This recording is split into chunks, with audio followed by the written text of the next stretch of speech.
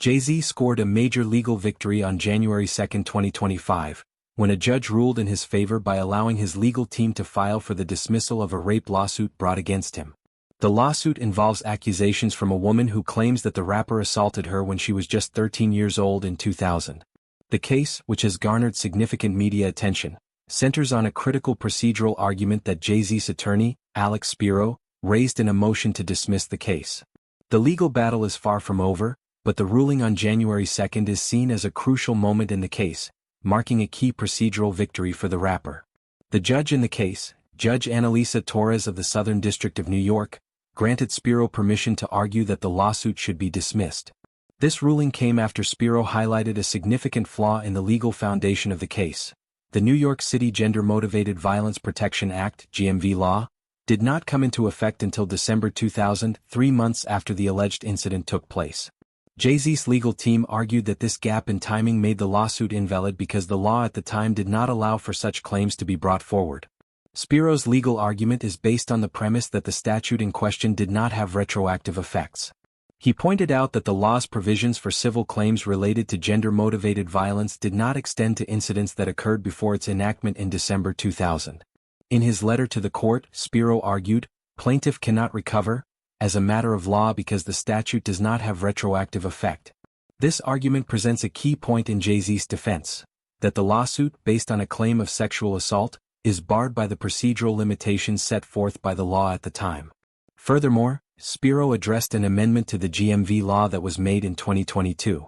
The amendment extended the statute of limitations to allow for historical claims that predated the law's enactment. However, Spiro argued that this amendment does not change the original limitations of the statute. According to Jay-Z's legal team, the 2022 amendment cannot retroactively apply to claims that occurred prior to its passage. Spiro contended that while the law was expanded to support victims of gender-motivated violence, it was not intended to undo the original statutory timeline in which such claims could be brought to court. In this respect, Spiro argued that the 2000 incident was beyond the reach of the law as it existed at the time. The case centers around accusations made by a woman, referred to in court documents as Jane Doe, who alleges that she was sexually assaulted by Jay-Z and fellow music mogul Sean Diddy Combs at an MTV Video Music Awards afterparty in 2000. Both Jay-Z and Combs have denied the allegations, and the legal dispute revolves around the validity of these claims under New York law. The woman claims that she was a 13-year-old minor at the time of the alleged assault, and she has brought the lawsuit forward years later as part of the ongoing #MeToo movement, which has focused attention on cases of sexual assault and harassment in the entertainment industry. Jay-Z and Diddy, both major figures in the music industry, have faced public scrutiny and legal challenges due to the lawsuit, which has received widespread media attention. Despite the serious nature of the accusations, both stars have steadfastly denied any wrongdoing. Jay-Z's legal team has emphasized that the allegations are unsubstantiated and that the legal framework under which the lawsuit has been brought is flawed.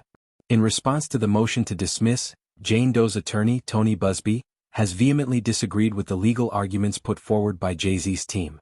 Busby has argued that the purpose of the GMV law is to help victims of gender-motivated violence, not to block them from seeking justice. According to Busby, the law was specifically designed to empower survivors of such crimes and ensure that they have the legal means to seek redress, regardless of when the alleged incident occurred. In this context, Busby contends that the law should not be interpreted in a way that prevents victims from pursuing claims simply because they happened before the statute was enacted. Busby's position reflects a broader concern among advocates for victims of sexual violence, who argue that laws should be updated and expanded to accommodate the unique challenges faced by survivors who come forward years, or even decades, after the alleged abuse took place. Many in the legal and advocacy communities have expressed concern that procedural barriers, such as statutes of limitations, can disproportionately harm victims of sexual violence, especially in high-profile cases like this one. However, Spiro's motion underscores the complex legal challenges that arise when historical claims are brought before the courts, particularly when those claims involve public figures like Jay-Z and Diddy. Despite the ongoing legal battle, Jay-Z's legal team has expressed confidence that the case will eventually be dismissed. The next step in the legal process is a hearing in which Jay-Z's dismissal motion will be formally presented before the court. According to the court schedule, Jay-Z's motion to dismiss is due by February 6, 2025, with responses from the plaintiff's legal team due by February 28, 2025. Jay-Z's legal team will have the opportunity to reply to those responses by March 14, 2025, and a final ruling on the dismissal request is expected to follow shortly thereafter. While the legal fight is far from over, this ruling represents an important step in Jay-Z's defense. If the court ultimately grants the motion to dismiss, it would mark a significant legal victory for the rapper, potentially bringing an end to the lawsuit. However, if the case proceeds to trial, it would involve further legal proceedings and could result in a lengthy and highly publicized battle. The case also highlights the broader legal and cultural discussions surrounding sexual assault claims, particularly those that arise from incidents that took place many years ago. The #MeToo movement and related efforts to combat sexual violence have brought many such cases into the public eye, and they continue to spark debates about how the legal system should address long-delayed allegations.